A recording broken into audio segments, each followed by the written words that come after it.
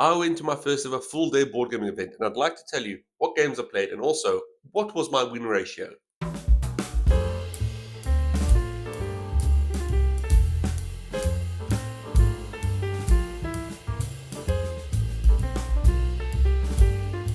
Hiya, folks, welcome back to Birds on Board, your home of board gaming excellence. My name is Pigeon, and today I'd like to take you through my visit of Gen Con. What do you mean I can't go? This is absolutely ludicrous. Hiya, folks, welcome back to Birds on Board, your home of board gaming excellence. My name is Pigeon, and today I'd like to take you through my first ever full day board gaming event. So I can't go to Gen Con because I'm stuck here in a different continent, and I'd love to go, but I can't. But I did go to a board gaming event, and I'd like to take you guys through that, walk you through what I did, what games I played, and how I did with the results. How many games did I win? How many games did I lose? If you're guessing that I lost no games, you're wrong. Loser. So this board gaming event was known as the Festival of Games, and it was hosted by a brand called Unplug Yourself. Unplug Yourself is a great group of folks, and they really are just trying to spread the love and joy of board gaming. They are trying to make the barrier of entry to newcomers as small as possible. So they go around the country and they show off these light to medium light games, family games, party games, to try and get folks to give it a shot. Just try it out. If you like it, great. If you don't like it, great. That's fine. You tried something new. Because of this, many of the board games that they brought to this event were on the lighter side. There's a couple of heavier games, but it was more on the lighter side and more family slash party orientated. So they were trying to get folks to give it a shot. It doesn't look too daunting. Let me try this out. I have fun, and then I can kind of find out what mechanics, what board games I like, and hopefully, if I enjoy the hobby, I can get into it on my own time. But at least I've breached that barrier of entry. Especially now when board gaming is having this massive resurgence in popularity. Everyone's playing board games, and if you don't, what are you doing here? Go get yourself a board game and come back, and then we'll talk again. So I usually dedicate one day a week, if possible, to go play board games at a board game meetup. But this was hosted on the weekend, and I thought, well, let me give it a try. I've never been, and I'd like to try it out. There's a whole bunch of board games I haven't played before, so it'd be nice to check those off the list, see if I like them, maybe add them to my collection if I enjoy them. So I went for it. So altogether, I played 8 games, and I actually also entered a competition. And did I win? Well, stick around and you'll find out. So let me walk you through my day at the Festival of Games, and hopefully that will help you decide next time if there is one happening in your area, if you'd like to join or not. I suggest you do. Let's head off and see the first game I played.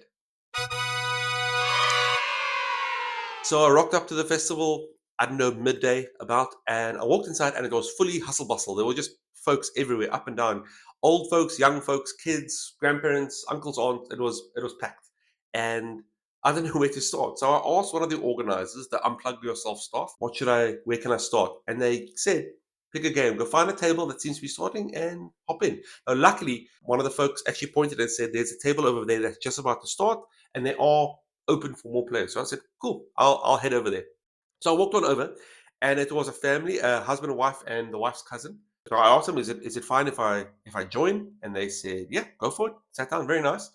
And my first game I got to play was King of Tokyo. So I hadn't played King of Tokyo before. I was well aware of it, so I kind of knew the gist of the game. So King of Tokyo is a King of the Hill type game. You choose a monster, a kaiju, as your avatar, as your player. And what you want to do is be the King of Tokyo, hence the name. And the way you do that is either by destroying the other opponents, the other kaijus, the other monsters, or by getting 20 points. Now, you get points by being in Tokyo. So only one person is allowed inside Tokyo at a time, and everyone else is around Tokyo Bay watching. Every turn you're in Tokyo, you get a point. Great stuff. The benefits of being in Tokyo are that you are attacking everyone. You've got a good vantage point, I guess. So if I take a swipe, I swipe at my opponents, at my 3 opponents. But at the same time, every turn, the 3 of them are going to be attacking me. So you can only attack the person in Tokyo. And every time you do get attacked in Tokyo, you can choose, do I stay on or do I kind of tag out? Do I say, no, I don't want to do this. And you hop out of Tokyo, and the person who attacked you then replaces you. So there's always someone in Tokyo. And every turn they're going to be getting points. But at the same time, every turn they're going to be pummeled by their opponents. So you kind of got to balance this. Do I want points or am I too weak? And if I do, before the end of my turn, someone could destroy me.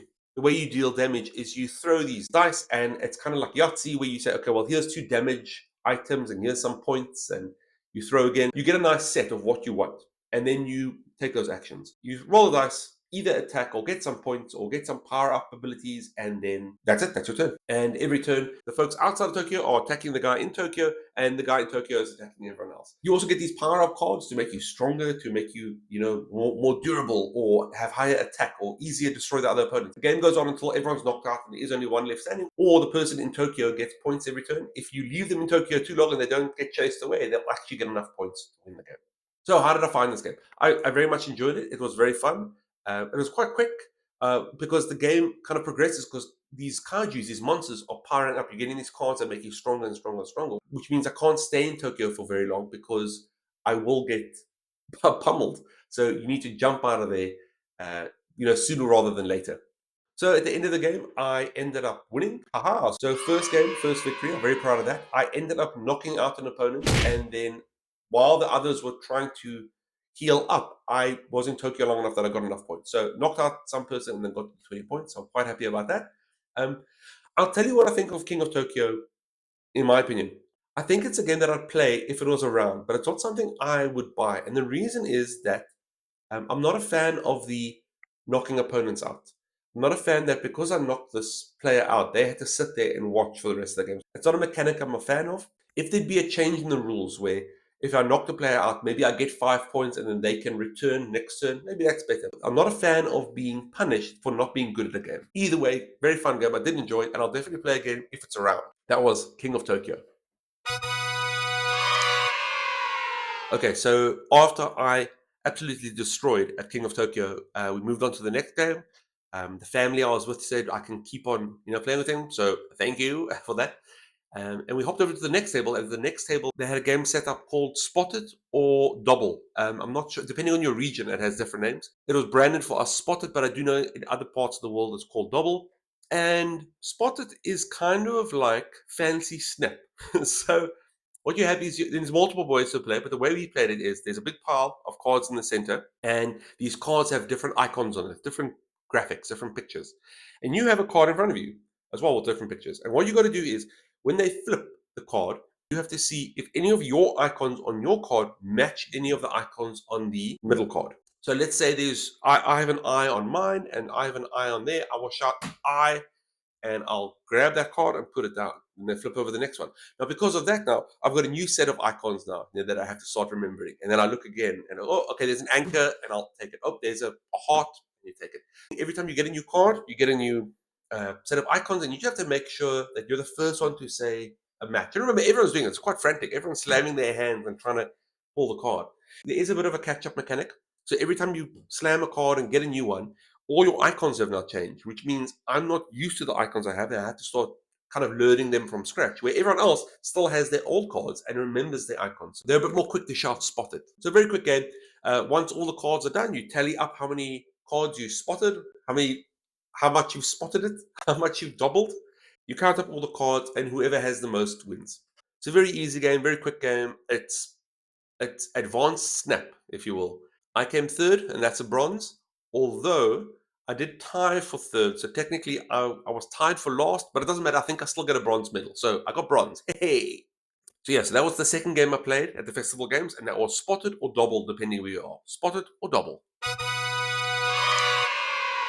So once we had finished playing Spotted, we looked at the other end of the table and we spotted another game that had already been set up, and this player group had just left. So we kind of shifted our seats over and we sat down in front of a game called Bananagrams. Now, I'm not sure how to say that. It's either Bananagrams or Bananagrams.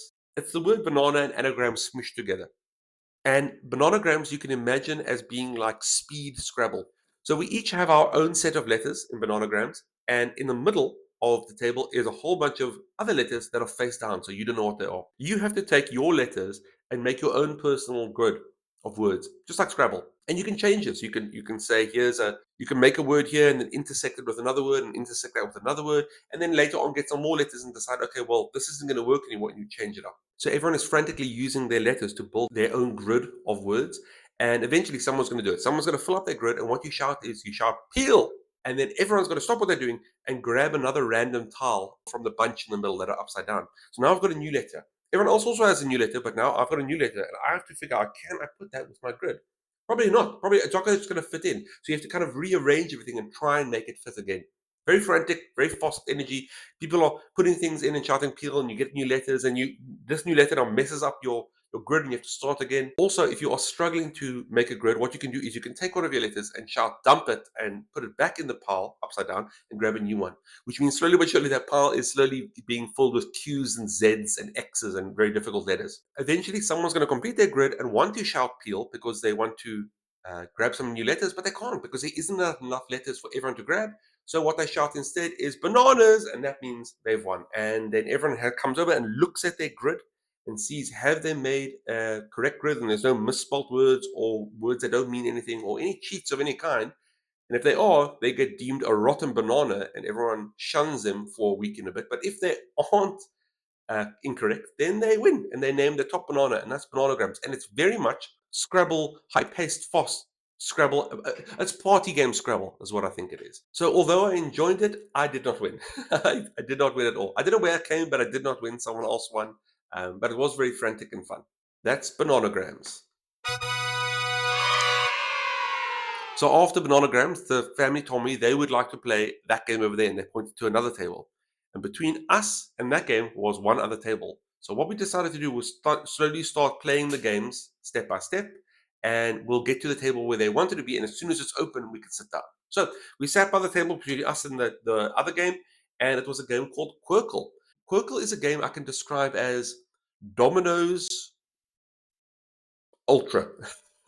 It's a game I can describe as colorful dominoes. You grab a bunch of tiles and you're trying to make sets, either of shape or of color. What you want to do is you want to put down these shapes or colors in a single line, and if you ever complete either a set of shapes or a set of colors, you get a quirkle, and that's 6 points. If you just add to the end of a set or collection, you only get the points for those in the collection. So if you add a blue to an item where there is already a red and a yellow, you get 3 points. 3 colors, 3 points. You can do a bit of strategy where the grids might crisscross, and then you can get double points from a horizontal and a vertical. I think this game is, again, very frantic. Because people are putting down tiles the whole time, your strategy for what you're going to do in your turn always gets thrown up in the air, because by the time it gets to you, the whole board has changed. And I struggle with that. I really like to sit and plan my turns and figure out what the best strategy is. And when the board's always changing, by the time it comes back to me, any plans I somehow thought up are gone. So I didn't do well. I didn't do well at all. I was constantly just putting down one tile, one tile, one tile, which wasn't good enough. You can swap tiles if you need to, but I just didn't do great. So I ended up coming third, but again, very frantic, very perfect party game. I can imagine this being a great one for friends and family when you come over, which is what Unplug Yourself seem to do. They're trying to bring these light games that everyone can join in, the whole family, any group of friends, to kind of just breach that seal into the world of board gaming. It helps you take your first steps. So that was Quirkle. Very frantic, people slamming down tiles. This grid of colors and shapes getting bigger and bigger and bigger, and I came third. Quirkle.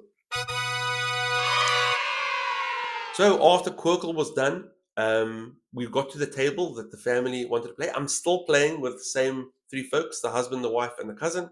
And I'm becoming more friendly with them. We've played 4 or 5 games now. It's been fun. And we got to this game that they've been very excited to play because they have played it before. I have not. So far, all the games we've played before, I've never played.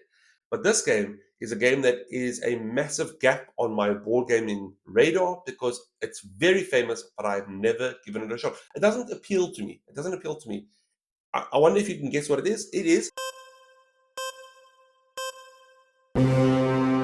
Dungeons and Dragons. It's D&D. So I've never played D&D up until that point. It's never been something that I am drawn to. It doesn't make sense to me that you are beholden to this dungeon master, that what they say goes. It's difficult for you to plan if the dungeon master can make anything up they please. I might be misunderstanding it, but that was the thought in my head going into this game. So what they have set up for the newbies, if they set up a very small little campaign, a little skirmish, and they gave you predefined character sheets, and I was a halfling thief or halfling burglar. I was a small little fellow, and I could steal, and I had very high charisma. I thought, okay, remember that, remember that. And then the other folks had different roles that were more damage orientated. I think there was a knight, there was a wizard or a sorceress, there was maybe a witch. There were other roles, and then we also had a paladin join us from another group. So another guy joined, very friendly guy, and I was glad to have another person to get to know.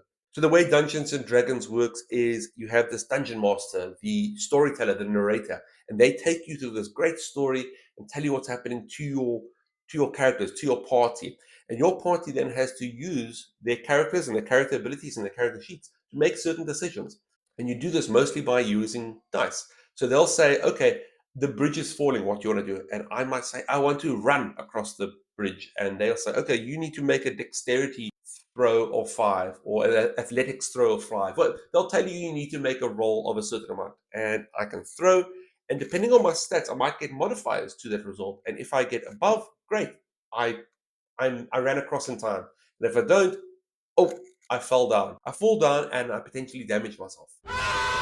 But because this adventure is very free flowing, the DM, depending on their skill, will adjust. And now, oh no, we can't go to wherever the bridge was taking us. Now we have to go down to the bottom of this chasm and save Pigeon because he's fallen, the poor fella. They ask you how you are, you just have to say that you're fine when you're not really fine, but you just can't get into it because they would never understand. So you have to play this game blow by blow and adjust to whatever the DM throws at you. You also have to be aware of your strengths and weaknesses because trying to punch a bear is not going to work if you are someone with low strength. You have to play to your character's strengths. Not strengths, but strengths. The nice thing about D&D is you have to use your imagination and really get into the game, get into the story, be your character. And the DM, I think, does a good job in making that either easier or harder. Now, lucky for us, the person from Unplug Yourself who was hosting this skirmish was brilliant. She absolutely did a fantastic job of drawing me into this world. She did voices, she did action. I felt like I was there, and the story really gripped me. So what happened was the five of us washed up on this beach, and we saw this town, and these little folks called kobolds came nearer, and I found out these kobolds are little lizard folk. And they came over and they were a bit apprehensive, but they said, "Well, we'll take you to the village. We'll show you around. We're being hospitable." So we all followed along, nothing weary of yet. So we followed them to their big castle, and we met the kobold queen, and she showed us around, and then we had a nice supper.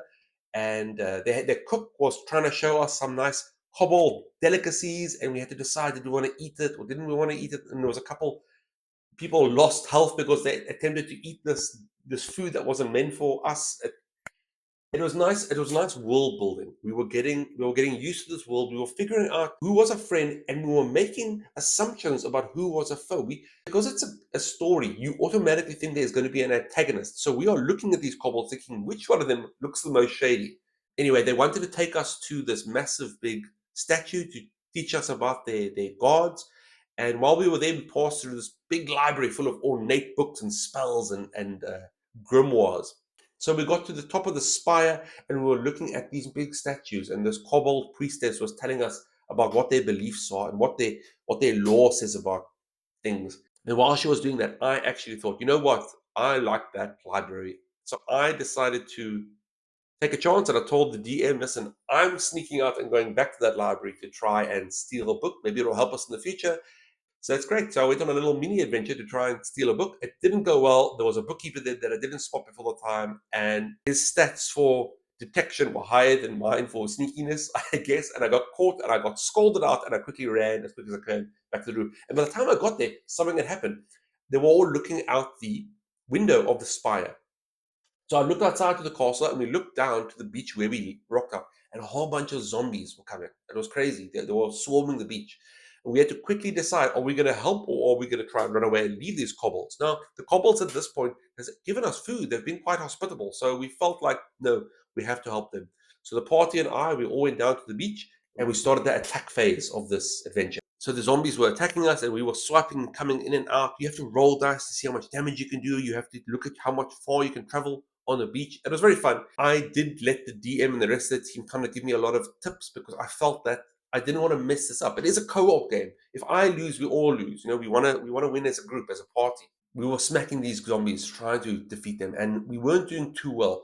Um, they were shooting them with ice. I think one of our wizards or sorceress or something had ice affinity, and they were freezing the zombies, which would stop them clambering forward. But they were still on top of us. So I was in the back shooting arrows from a distance, trying to pick them off from far. And they said, you know what? If we could set them on fire, that'd be great because zombies are weak against fire, apparently. So I thought, okay, let me think. I'll think of something. And I looked at my character sheet that was given to me, and I see that I had some gasoline as well as a lighter. Haha. So what I thought was, I'm going to douse my arrows in a gasoline, and I will light my arrows and then shoot off a, I don't know, flaming arrow. Maybe that will work. And again, there's no standard way to play. So I told the DM this is what I want to do, and the DM looked at her DM guides, her rule sheet, and she told us again, brilliant. I will give her 10 out of 10. She sucked me into this game. She told me that I have to skip a turn while I get my arrows ready. And I was nervous because these zombies were coming up closer, closer. So I'm on my knees, getting my arrows ready to shoot these flaming arrows at the zombie, and everyone else is freezing the zombies and then whacking them and defending, and it was frantic. And then it was back to my turn again. I shot the arrow, and lucky enough, I got the zombie right in the sternum, and he exploded, and we got rid of the zombies, and we won. And that was it. The kobolds cheered for us. We got a big party, and yeah, we saved the day. So I really had a great time. I really had fun, even though I didn't think I was going to. That being said, I did learn something about myself. I learned that from the last few games, I am a gamer that prefers to have a strategy. I like to know the laws, or know the rules of a game, and then work out what is the best way to approach this. Now, something like D&D and Quirkle and bananagrams, they're changing constantly, and I do struggle to enjoy that. I feel like I would like to rather have a static environment that I can flex my knowledge on, flex my smarts on, which is very difficult in these games. I had loads of fun, but I still don't think I'll purchase D&D just yet. Maybe I'll play it again when it comes up again. But yeah, we defeated the zombies, and everyone cheered for us, and we won the game, and that was Dungeons and Dragons, and that was a win, a gold win for old Pigeon with his flaming arrows. Winner.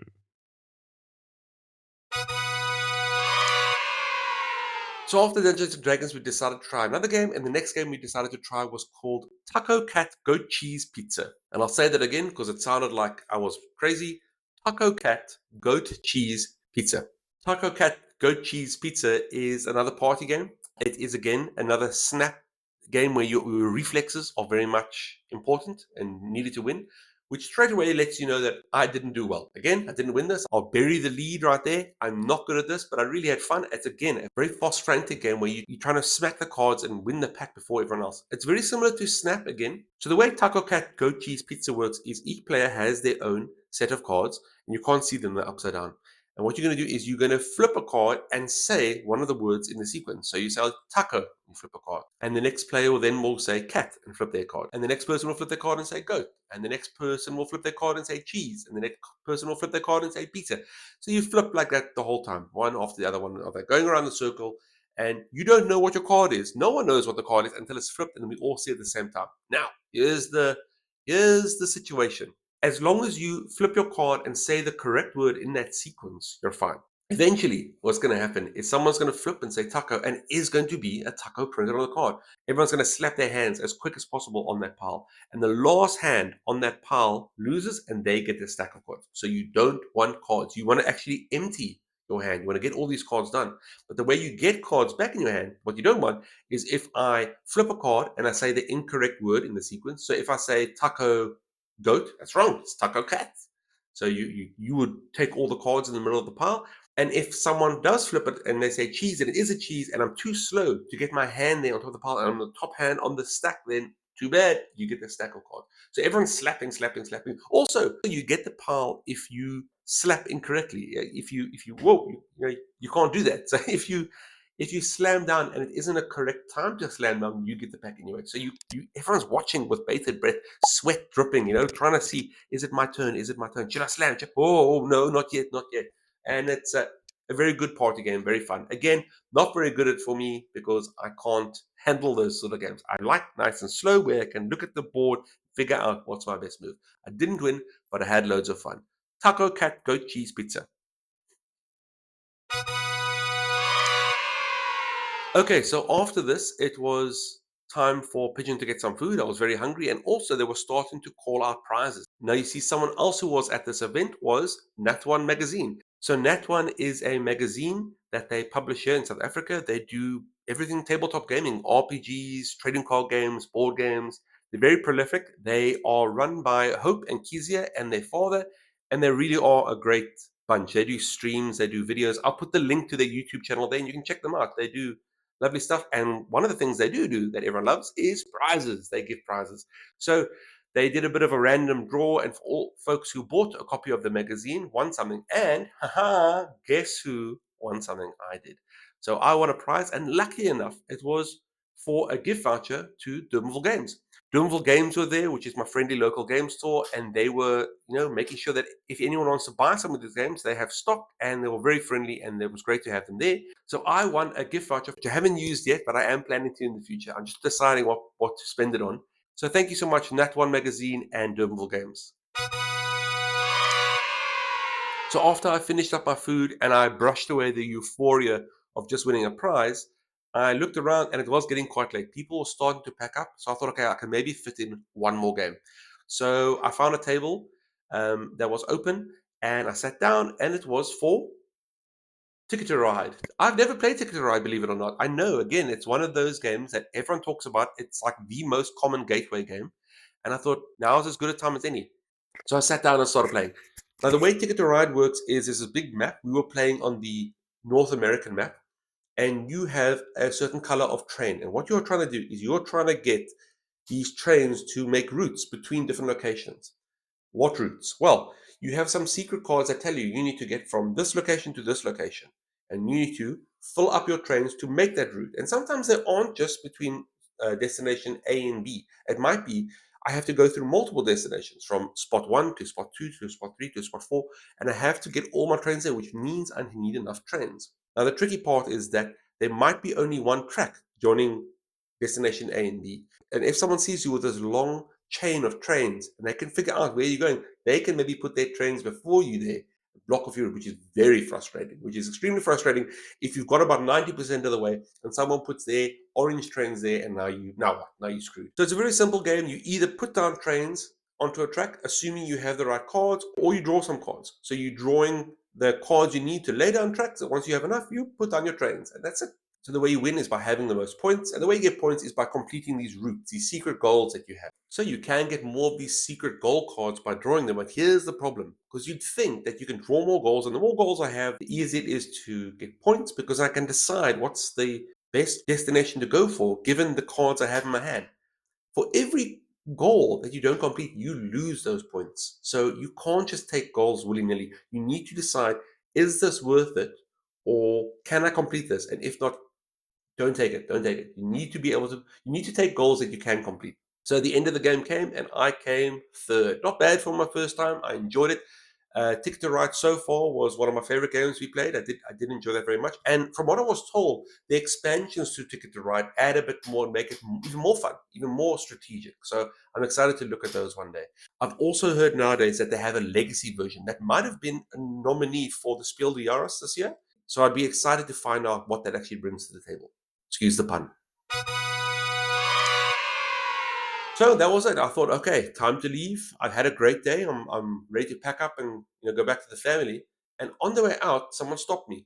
Now, somehow through the grapevine, someone had mentioned that I know how to play Camel Up, and they needed someone to teach Camel Up. Everyone else was packing up, and they didn't have someone who knew how to play Camel Hop available to teach these two ladies. So I said, yeah, fine. So I sat down at the table and I was greeted by two ladies, and they had never played Camel Up before. And lucky for them, I have the game. So I'm very familiar with Camel Up. If you aren't, Camel Up is a racing slash betting game. These camels are running around a track and they are erratic and they can jump on each other's backs and they can carry each other across the line. And there's these two crazy camels that are going around the other way. So your choice on your turn is to either roll some dice to see which camel moves. You can place a bet on who you think is going to be in the lead in this current leg of the race. You can bet on who's going to win the overall race at the end of the lap, or who is going to come last as well. The problem is, for every bet you make, you do win big if you win, but if you aren't right, you actually lose money. And whoever has the most money at the end of the game wins. What's absolutely great about Camel Up is the table presence. You get this big pop-up palm tree and this pyramid that you can use to shake the die and figure out which camel's going to go. The camels themselves hop on each other's backs, and these crazy camels can actually pull the camels backwards. You can put traps down on the track, and then if a camel lands there, you either cheer for them and then move a bit faster, or you boo them and then move backwards, and they might slip under another couple. So it very much is, again, another frantic game, very crazy game, party game. It's one of the ones that I love the most, which is why I got it. So after playing Camel Up, two ladies who have never played before, I lost. I really thought I was going to win that one, but I didn't. I came last. I still had a great time. That was Camel Up. That was it. That was it. I packed up my things. I said thank you to all involved, and I headed home, and I really enjoyed that. I am waiting for Unplug Yourself to host another one closer to my location. They have hosted a few in other locations, but it's a bit of a drive. I'd prefer one back in my hometown, so I'll wait for them to host one here again. So thank you, Unplug Yourself, for hosting a great event. Festival of Games is a recommendation from Birds on Board and Pigeon. Thank you, Network Magazine, for the prize. I'm very grateful, and I'm very excited that I hopefully win again one day. Ha ha! And thank you, Dermville Games, for being a great friendly local game store and for hosting a couple prizes themselves. I think all in all, it was a great experience. I am looking forward to attending another Festival of Games next time they're closer to my hometown. And next time, I'm going to hopefully push it up a notch and try some of the games that are a bit more advanced. Because there were a lot of games I didn't get a chance to play that I would have loved to. So I'd love to try it again next time so I can check a few more board games off my list and decide if they're something I want to play or not. So what is my review of the event as a whole? So I enjoyed it. That should be clear. I had fun. It was a great day. It wasn't too strict. You kind of mosey about and join a table. Again, they're all board gamers, so everyone is friendly and welcoming. And Unplug Yourself did a great job organizing the event. I will mention that the games they host are more on the light side, and I would have preferred a bit more heavy games, but I guess you want to make sure that you get the biggest breadth of audience. You don't want to host nothing but advanced games and then no one understands what's going on. You're trying to introduce folks to this hobby, and I think that the choice of games were perfect for that. Also, I found out that I'm not very good at games that require speed or dexterity. I'm very much a gamer who enjoys the nice tactical sit down and strategize and figure out what you want to do. And only once you get the best move possible, then you go, rather than fast, go, hurry, hurry. Wah, it's too much for me. I'm not good at those. So I only ended up winning 2 games, one of which were co-op. So I don't even know if I can count that gold medal. But of the games I mentioned, are any of those your favorite? Which ones do you enjoy? And what games would you prefer to play if you were at a full day board game event? If you enjoyed this video, please don't forget to like, share, and subscribe, as it really does help the channel and makes me smile from ear to ear. And yeah, this has been Birds on Board, your home of board gaming excellence. I've been Pigeon. Please have a wonderful week. Enjoy gaming. May the dice rolls forever be in your favor. And I hope you have a good one, folks. Cheers. Bye.